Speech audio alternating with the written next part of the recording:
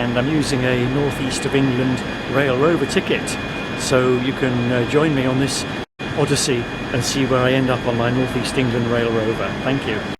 Day 3 finds me at Middlesbrough, and there goes a Transpennine to Saltburn. Middlesbrough station is a mixture of old and new. I'll explain a bit more about that in a few minutes. I rather like the decoration on that bridge, which is on the upper platform, platform 1. Train arriving for Darlington.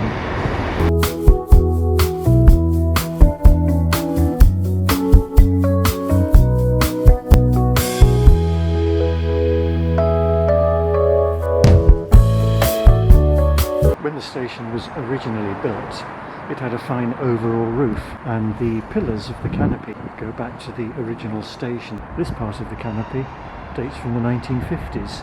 That blue iron gate next to the help point is obviously a survivor. I don't know if it still moves, but on an old part of the station next to the subway with a 1950s canopy. And there's a handy street plan. So let's explore going through the subway to the other platform. There's a one-way system on the steps, and the subway is amazing. It really is. Really like the undercroft of a cathedral or something, with these arches and the tiles and the screeching windproof doors. They do make a noise. Oh my god. Touch of modernity in the subway though, and a lift for those that can't climb stairs. So let's go through the subway up onto the other platform. I always love this subway, it's amazing. A survivor. Not quite sure about the blue fence to the right. And there's the ticket office, which has a very amazing roof.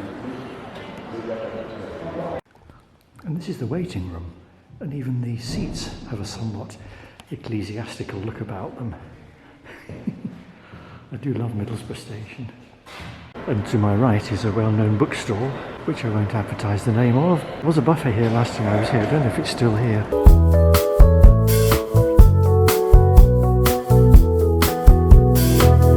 And the up platform, platform 1, is enclosed with a glazed waiting area. And I'm going to go through the door. Yep. On the other platform, you will see the North Eastern Railway map. Lovely seat. And you can get coffees there, because the buffet is to let. Very disappointing, because the ticket office staff told me that the plaque on the platform commemorating the air raid during the Second World War, which destroyed the station roof and a train and killed a number of people, the memorial plaque is behind the building works fence. And I asked why they hadn't moved the plaque during the building works, and he said they weren't allowed to move the plaque because the station is a listed building, which seems a rather odd excuse, but there we go.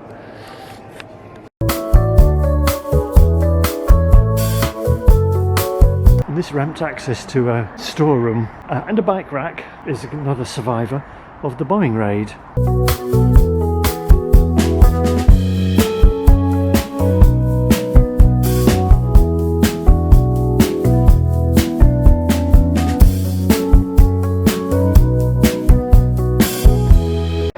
Go through the automatic doors out of Middlesbrough Station. Again, this is the rather cathedral-like look of the station, which I really love. And down the steps, minding the person. I just discovered the other side of that bridge, Albert Bridge, North Eastern Railway. This being Albert Road. The North Eastern Railway wasn't the first railway company here. The first one was, of course, the Stockton and Darlington, who quickly found that the port of Stockton was a bit inadequate. Still an operational railway bridge, but you wouldn't think so. You can hear the announcement. The Stockton and Darlington did amalgamate with the North Eastern Railway, having extended themselves to Middlesbrough because of the port of Stockton being inadequate, and there's a cyclist about to go through the film. Now I'm heading this way because I believe it'll take me to a well-known bridge. Let's see if we can find this well-known bridge. I'm sure you can guess where I'm going. Hey! Next to the flexible office space you can see a beautiful blue bridge, which I'm now going to look at. It's a bridge that moves, and I don't know how often it goes, but I'm hoping to go there and back before my train. Well, that's the Transporter Bridge, and life is full of disappointments or plan Bs, because the sign tells me that the Transporter Bridge is now closed. I'm not sure why. It's a symbol of Teesside and our rich industrial heritage, according to that sign. I have been across it before, so the fact that it's closed today doesn't ruin any of my bucket list ambitions. There's nobody around, of course. Everybody except me knows that it's closed. There's a visitor centre if you do want to come another day. It is essentially a platform that carries people and vehicles suspended by cables from this huge gantry. Platform goes back and forth. Main entrance closed. Work's going on.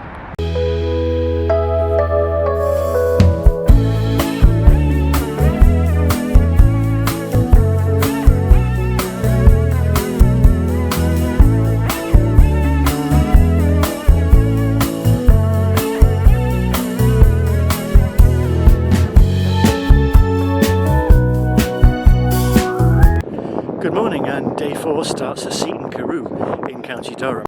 And there's the sun coming up over the east coast as it does, and we'll go and have a look at the chalets before I head off to the station. Bit of seaweed, some steps, step non-free access. While I think of it, there's the Marine Hotel over there, where I had a really nice sea view room. And here are the chalets, part of the great British culture of renting a little chalet by the beach. And they're always very colourful. The best ones I can think of are at Mablethorpe in Lincolnshire. You have to rent them from the council, and you can't sleep in them. It's supposed to be illegal to sleep in them, but I'm sure people do get away with it.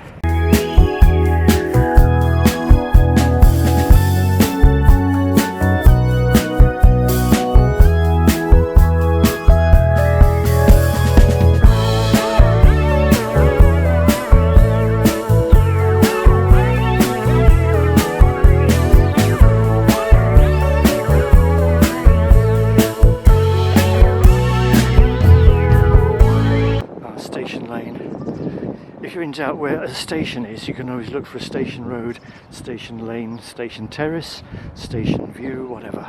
And it looks like I mustn't walk too fast, otherwise I might get filmed. Some of my viewers might be old enough to have watched Fawlty Towers and remember the famous line, "Don't mention the war." Well, here in Seaton Carew they can mention the war because they shot down a Zeppelin in the First World War. They even know who shot it down. And the other plaque tells you that the crew members were washed ashore and buried with full military honours. War was quite honourable in those days. I'm just walking along and I've just noticed this gable end picture. Could be in Belfast, but we're not, we're in Seaton Carew. So if you want to come and photograph this gable end, there's the address. You can find it on Google Street View or something. Google Maps, Google Street View, Google whatever. Seaton Carew station with quite an attractive overbridge, and a Sainsbury's next door if you need a packet of biscuits. And I'm going to go up here onto this platform. It's the opposite platform to the one I want, but I need to buy a ticket. And there's only one ticket machine here. It's the bike rack inviting me to ride and rail. Trains to Middlesbrough at this platform.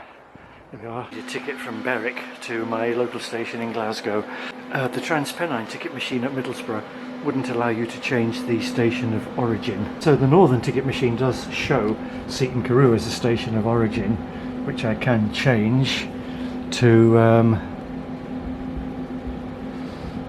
Berwick-upon-Tweed. Yes, it's accepted Berwick-upon-Tweed. And the destination station, Steps. I can put in Steps, which is one of my 2 local stations. Well, I wonder how many other YouTubers have been to Seaton Carew. The other reason I got here a wee bit early is because there's a Grand Central train from Sunderland to London, King's Cross, which passes through in about 10 minutes.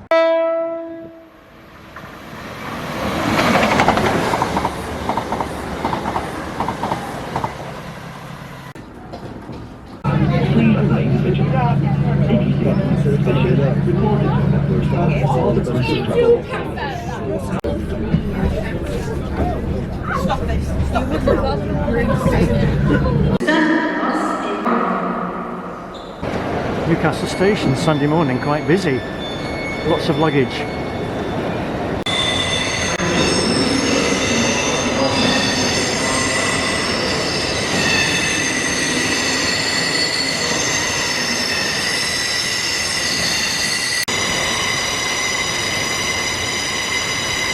Ow.